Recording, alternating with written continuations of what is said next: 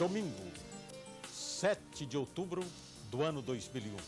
Meus amigos, muito bom dia. No ar, pela TV Cidade de Fortaleza, Canal 8, o programa Armando Vasconcelos. Em novembro faremos 19 anos de programa. E em abril do próximo ano, 1000 programas. E uma pequena pausa para os nossos patrocinadores.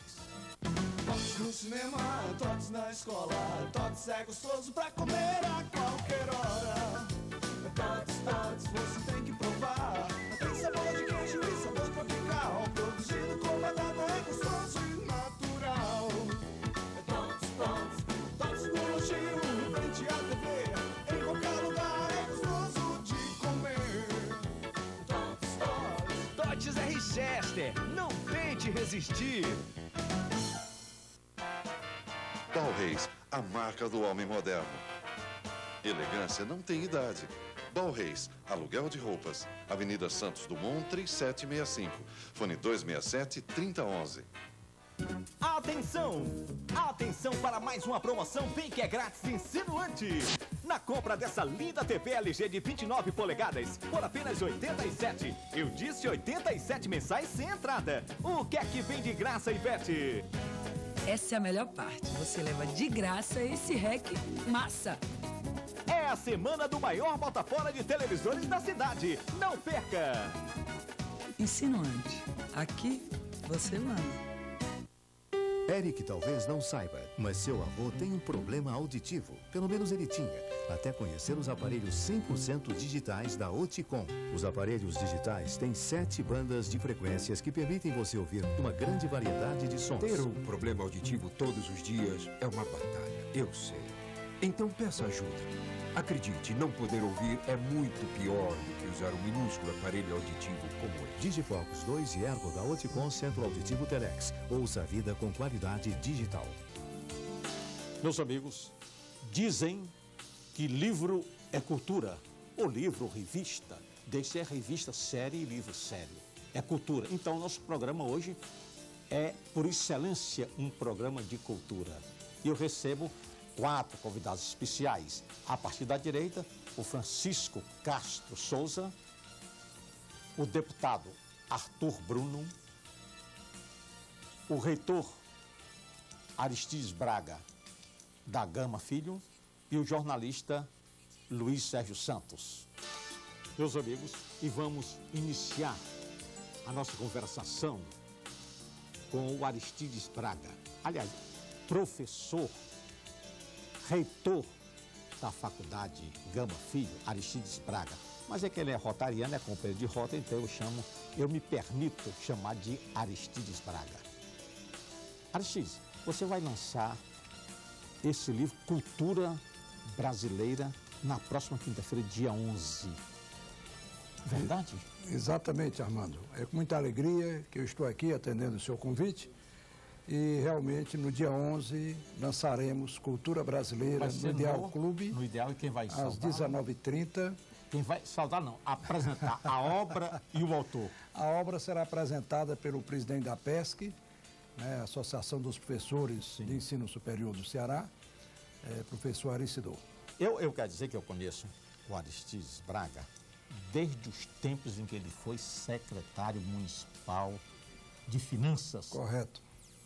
Da nossa prefeitura municipal. Prefeitura, na época do nosso Vicente Fialho, prefeito. Vicente Fialho, grande prefeito, estive um dia desse com ele, manda um abraço para ele. Agora, você já ocupou, tanto na área oficial como na área privada, vários importantes cargos. Correto. Quais foram eles?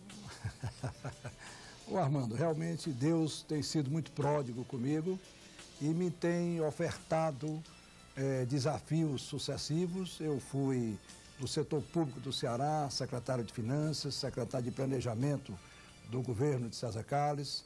Depois eu fui diretor executivo, grande governador. Depois eu fui diretor executivo, diretor-geral do Grupo Votorantim, Grupo Hermílio de Moraes, em Recife. E no Rio de Janeiro, da Light. Depois eu fui diretor da Light. E voltando para cá, fui superintendente-geral da Bolsa de Valores. E no momento... E agora é reitor da Faculdade Gama Filho. Exatamente. Esse é o nosso desafio atual. Muito bem.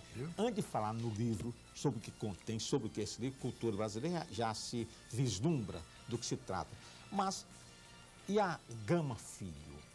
Essa questão agora, quase todos os colégios, talvez se fosse expressão, mas vários colégios da capital, o 7 de setembro do nosso Ednilo, o Farias Brito, do Tales. O Aridiçado Otto, pois é. o Lourenço Filho. Então, estão fundando, estão se transformando em faculdades também. É preciso entender realmente que o Brasil, nesse momento, e nesse momento eu digo nos 2 últimos anos, ele passa por um modelo novo de educação superior. Após a experiência do quase monopólio do setor público, onde pouquíssimas universidades particulares surgiram, veja-se no Ceará, exemplo típico, que surgiu tão somente a Unifor há 25 anos.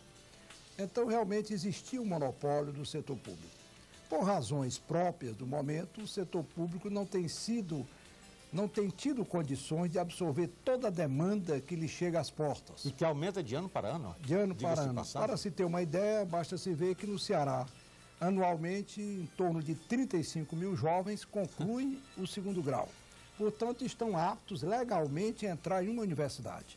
E não quando era só, não tinha vaga. Quando era só federal, eram não sei quantos candidatos para cada vaga. Exatamente. Então, o que se discute hoje não é mais a presença da empresa privada na universidade. O que se discute é a necessidade do governo cumprir a sua missão de avaliação e fiscalização para manter o elevado padrão de ensino, porque o que importa ao mercado é ter profissionais de elevada qualidade, quer sejam oriundos da estrutura pública ou da estrutura privada. Agora, o Aristides, a Gama Filho, quais são os cursos que ela está ofertando no momento? A Gama Filho, Armando, prezados telespectadores, a Gama Filho tem 68 anos de existência no Brasil, sediada no Rio de Janeiro, e hoje já está no Rio de Janeiro, em Santa Catarina e aqui no Ceará.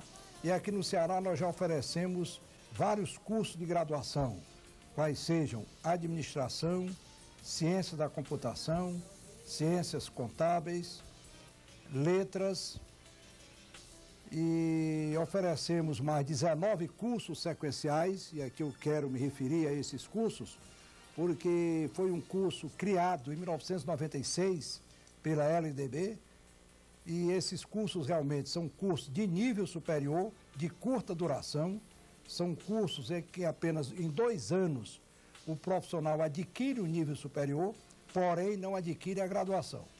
É um modelo novo, não é original, esse modelo já existe nos Estados Unidos, e ele visa exatamente atender aquele profissional que em parte já estava no mercado, porém não estava qualificado de modo formal. Então o curso visa, num caráter mais profissionalizante, proporcionar essa condição de acesso ao nível superior num prazo mais curto. Aristides, parece-me que você assumiu a reitoria da Gama Filho em março deste ano. Em maio, no dia 15 de maio. Muito bem. E vestibular, já houve ou vai haver? Já, fizemos um vestibular, a Gama Filho já fez 3 vestibulares. Nós fizemos o último no dia 1º de julho. Sim. Certo? E a afluência de candidatos? A afluência muito boa. Nós hoje temos em torno de 3 mil alunos, certo? E ocupamos um campo muito grande, de mais de 6 hectares, quase 6 hectares e meio, com uma estrutura de informatização muito boa, todo ele protegido, todo ele murado, todo ele com proteção eletrônica e, acima de tudo, todo ele equipado com os equipamentos mais modernos. A Universidade Gama Filho no Ceará tenho o prazer de dizer que dispomos em todas as salas de aula de televisor de 29 polegadas, de ponto lógico para computador e que todos os nossos alunos têm internet gratuita 24 horas. Muito bem. Isso assegura um profissional de boa qualidade. Exatamente, que esse é o desafio, não só nosso, como também dos nossos nobres concorrentes. É procurar realmente dar ao mercado um profissional de elevada qualidade. Porque o mercado é altamente seletivo. Quem não tiver qualidade não permanece. Hoje, com a dificuldade que há do emprego, então, o profissional tem que realmente estar habilitado. Habilitado, qualificado, tanto teoricamente como na prática. E isso é que As instituições privadas procuram fazer, tal como também as instituições públicas, naturalmente, as instituições privadas dispõem de mais facilidade, de maior agilidade, maior flexibilidade, mas nós não podemos, em momento algum, deixar de reconhecer o papel fundamental, o papel indispensável que as instituições públicas de ensino superior prestam no Brasil. Muito bem. Dito isto, Cultura Brasileira, que você vai lançar na próxima quinta-feira, dia 11, no Ideal Clube. Sobre que versa, já se antevê, Cultura Brasileira ser sobre a cultura brasileira mesmo. Sim. Mas você focaliza principalmente o que neste livro que você vai lançar agora quinta-feira? Olha, Armando, esse livro, ele é fruto de 12 anos de ensinamento de cultura brasileira, portanto, de leitura sobre cultura brasileira. E o que nós procuramos repassar aos nossos leitores é, primeiro, um passeio sobre a formação do povo brasileiro, mostrando as grandes contribuições que o povo brasileiro recebeu das 3 raças originárias nossas. Do negro, oriundo da África, do índio, nosso ancestral primeiro, e do europeu, sobretudo do português, no seu primeiro momento. Então, nós procuramos mostrar que o povo brasileiro é uma síntese dessas 3 raças. A partir daí, nós mostramos as tradições, os costumes, o que herdamos, porque cultura é aquilo que foi feito pelo povo ao longo das gerações, em matéria de tradições, de costumes.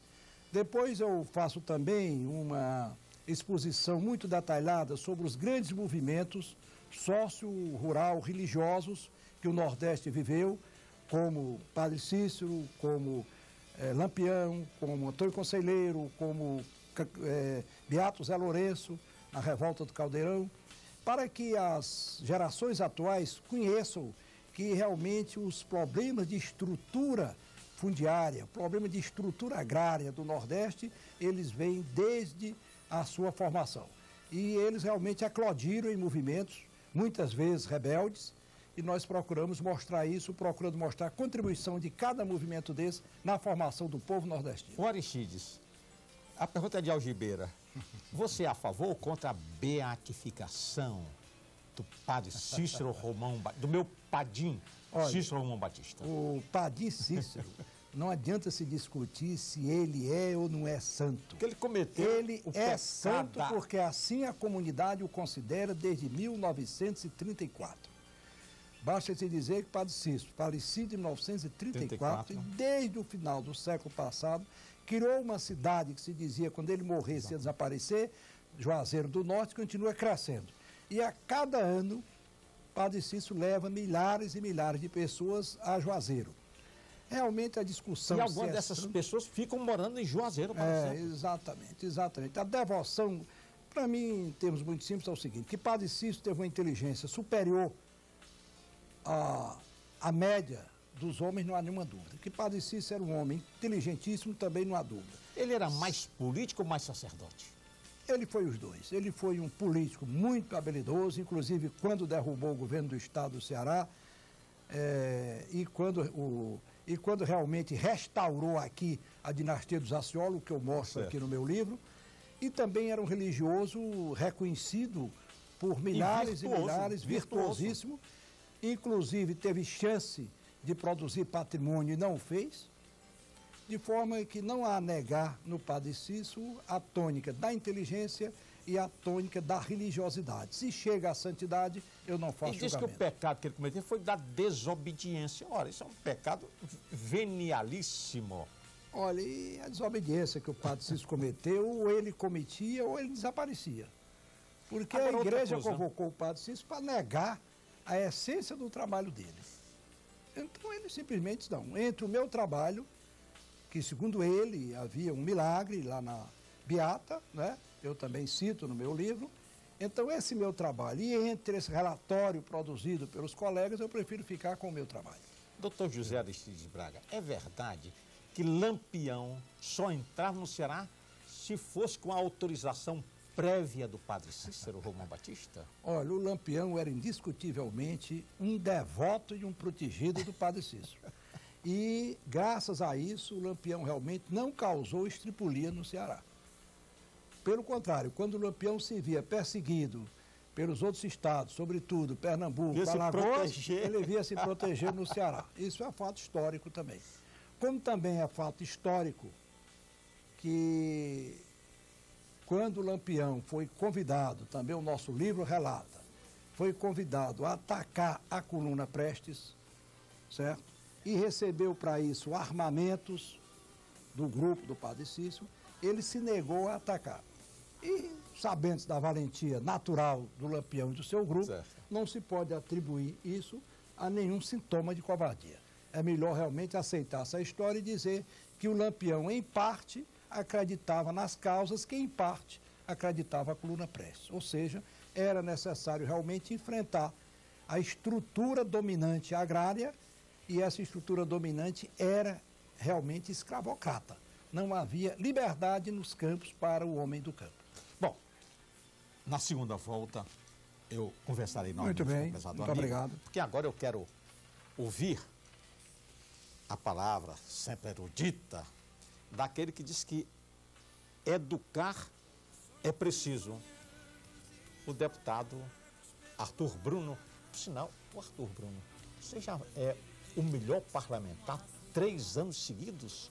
Me parece, a primeira vez que você era vereador, aqui no nosso programa, mais 50 jornalistas, entre os quais estava presente o Luiz Sérgio Santos, que aqui está dessa bancada, e você foi eleito já 3 anos seguidos como o melhor parlamentar? Pois é, dá certo foi porque o Luiz Sérgio aí, com o voto dele, deve ter decidido. Mas para mim foi um prazer muito grande ser escolhido por 3 vezes o melhor deputado estadual. Antes, como vereador, já tinha sido escolhido também o melhor vereador. E para mim isso é uma alegria muito grande e eu creio que essa alegria é dividida com os meus eleitores, com aqueles que acreditam no nosso trabalho. Educar é preciso. Você lançou na Assembleia a semana passada, eu estive lá rapidamente, porque naquele dia eu participei de 4 eventos. Inclusive o lançamento do seu livro, que aqui está, Educar é Preciso. Aqui é uma coletânea, 100 artigos que você publicou na imprensa, certo? É, exatamente. São 100 artigos, Armando, que nós publicamos nos jornais da nossa cidade, não é? Em todos os jornais, nesses 12 anos de nossas atividades parlamentares. A maioria dos artigos são relacionados à educação. São 40 artigos que nós discorremos sobre a educação no estado do Ceará e no Brasil. Você é professor. Há 23 anos, continuo na questão de continuar sendo professor.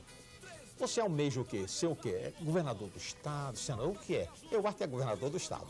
Olha, Armando, eu costumo dizer que eu sou professor e eu estou deputado. Então, o meu objetivo é sempre ser um bom professor, atualizado, um professor que tenta passar os conhecimentos que adquiriu para os alunos e, sobretudo, discutir com eles as grandes questões do nosso país e do mundo, já que eu sou professor de História e de Geografia.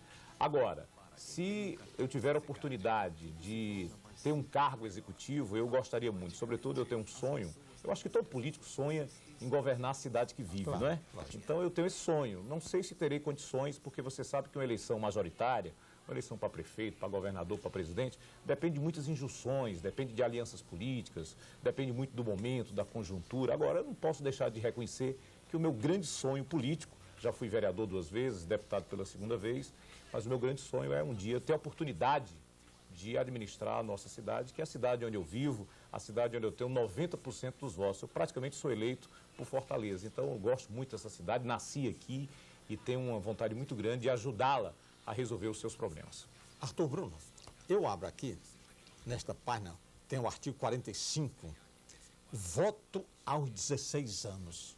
Você se manifesta aqui nesse artigo que está no seu livro, a favor ou contra o voto aos 16 anos? Favoravelmente, viu, Armando? Eu acho que uma das grandes contribuições da Constituição de 88 foi ter facultado o jovem entre 16 e 18 anos a ser um eleitor, a ser um cidadão ativo com o seu voto. Eu convivo com a juventude e sei o quanto isso é importante, o jovem de 16 anos já poder votar, já dar sua contribuição, discutir política, fazer a campanha e, no dia da eleição, contribuir para o engrandecimento do país, da sua cidade, do estado, através do seu voto. Eu acho que foi uma grande contribuição.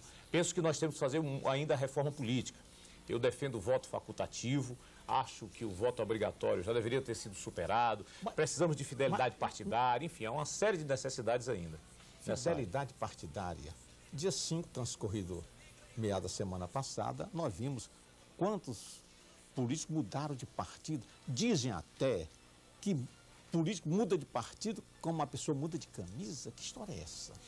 Lamentavelmente, isso é uma realidade Mas no Brasil. o seu não. O PT, Não, que é petista, é petista. Eu, por exemplo, o PT, eu sou filiado há 15 anos. Foi o meu primeiro partido, continuo fiel ao Partido dos Trabalhadores, nunca mudei e nem penso em mudar. Pelo contrário, eu quero fortalecer o meu partido. E eu acho que o PT é um dos exemplos de partido que tem ideologia, que tem programa, que é coerente com o que pensa. Logicamente que nós temos também os nossos defeitos, mas eu penso que a fidelidade partidária, Armando, tem que existir no nosso país, porque é uma vergonha, né? Políticos, inclusive aqui no Ceará, não é?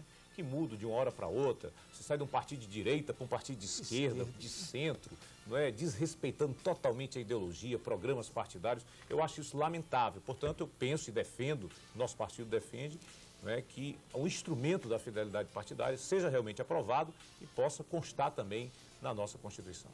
E o que você acha da situação política, se não da política em geral do Brasil, mas do Congresso Nacional e mais propriamente da tal, da chamada Câmara Alta do país, ou seja, o Senado da República?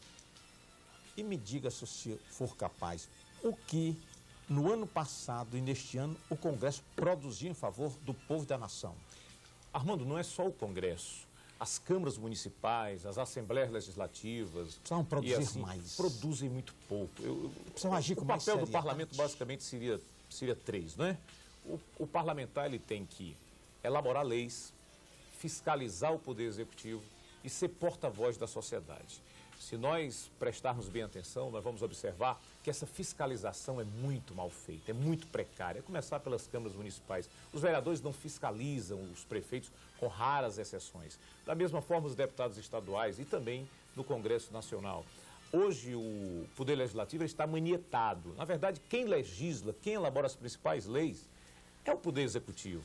É o prefeito no município, é o governador no estado e é o presidente da República em nível nacional. Portanto, o Poder Legislativo quase não legisla. No plano federal, não se criticava tanto os famigerados decretos-lei da ditadura Vargas? E hoje, as MP, o que são elas? Foram substituídos, quer dizer... Mudaram o nome, o endereço é o mesmo. Exatamente. Quem legisla é o presidente da República, sobretudo com as medidas provisórias. Recentemente, elas foram regulamentadas, quer dizer, perdeu um pouco a força que tinha o presidente, mas, lamentavelmente, eu diria, Armando, que os nossos parlamentares estão muito aquém das necessidades do nosso país. Agora, é preciso lembrar que quem elege os parlamentares é a população, é o cidadão. É preciso que o cidadão também esteja mais atento e faça uma coisa, Armando, que poucos fazem, que é fiscalizar o seu representante. Muitos eleitores elegem o seu deputado, o seu vereador, depois não sabe nem só 4 anos depois vão se preocupar em quem votar novamente. Se você perguntar hoje a maioria dos...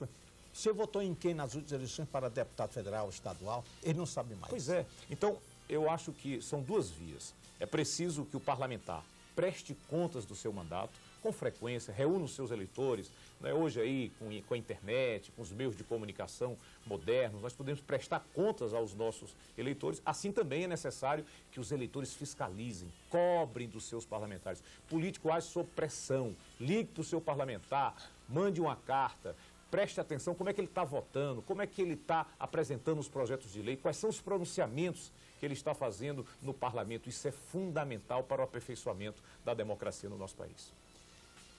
Bom, eu abro aqui. Você disse que o ministro do preconceito, artigo número 42, publicado aqui, transcrito. O ministro do preconceito, quem é ele? Não sei se você lembra o Brescia Pereira, há algum tempo atrás, quando era ministro da... Quem mais elogia o Brescia Pereira, para elogiar o contrário, é o Cid Carvalho. Pois é, o Brescia Pereira fez uma crítica dizendo que as universidades no Nordeste não prestavam, que aqui não se produzia ciência e tecnologia, não é? Então, foi nessa época que eu escrevi esse artigo, mostrando que realmente o Brescia Pereira tem a cabeça de paulista, não é? Lamentavelmente, preconceituoso com o Nordeste. O Nordeste faz grandes coisas, o Ceará tem grandes talentos, inclusive até revistas, não é? De caráter nacional são produzidas aqui no Ceará, como é o caso da revista Fale, que do nosso editor Luiz E Sérgio vamos falar Santos, logo mais sobre ela. Então, nós temos aqui grandes talentos, grandes competências, nós temos bons cientistas. Agora, é preciso que o governo federal, ele invista no Nordeste recursos proporcionais à sua população.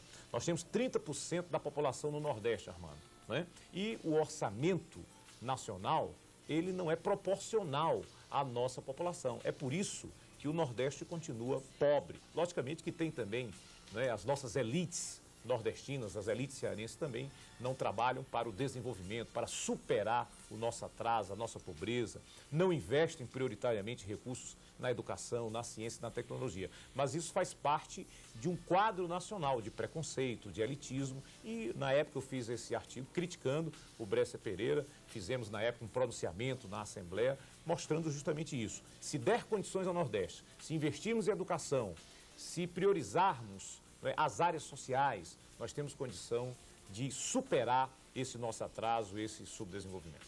Muito bem. Eu abro aqui, você fala sobre o horário do verão. Você é a favor, contra ou antes pelo contrário? Olha, eu acho um absurdo o horário de verão. E o doutor Caio Lócio Botelho também acha. Pois é, eu leio frequentemente o Caio Lócio e acho que ele tem toda a razão. E como professor de geografia eu posso também afirmar isso. Os dias e noites no Ceará são do mesmo tamanho, né? Durante o ano inteiro. Então não há aqui no Ceará necessidade de horário de verão, porque o horário de verão, ele modifica a nossa vida, nós temos uma cultura que ela é quebrada com esse horário de verão, as pessoas se sentem mal, se sentem incomodadas, produzem muito mal no seu trabalho devido ao horário de verão. As pessoas são obrigadas a acordar de madrugada aqui no Ceará, sem a menor necessidade. Já está comprovado que não há economia de energia no Ceará com horário de verão. O horário de verão se justifica sim, né? Da Bahia para baixo. Exato. Aqui no Nordeste no sul do país, no Sudeste, mas aqui não. Nem no Norte, nem no Nordeste. Até na Bahia, até uma região da Bahia, vá lá. Mas do meio da Bahia para cima não se justifica o horário de verão nessas regiões. Olha, para as auxílios eu posso conversar com você na segunda rodada deste programa. Ok. Bom, e agora continuando, eu vou conversar com o jornalista, professor, escritor, Luiz Sérgio Santos. Ô Luiz Sérgio, você lançou semana passada uma bela revista que eu tenho em mãos, eu quero mostrar para os telespectadores, Fale, trazendo o Fausto Nilo na capa, o dono da letra. E cadê a Inside Brasil? Armando, é um prazer estar aqui contigo mais uma vez no teu programa, compondo essa mesa.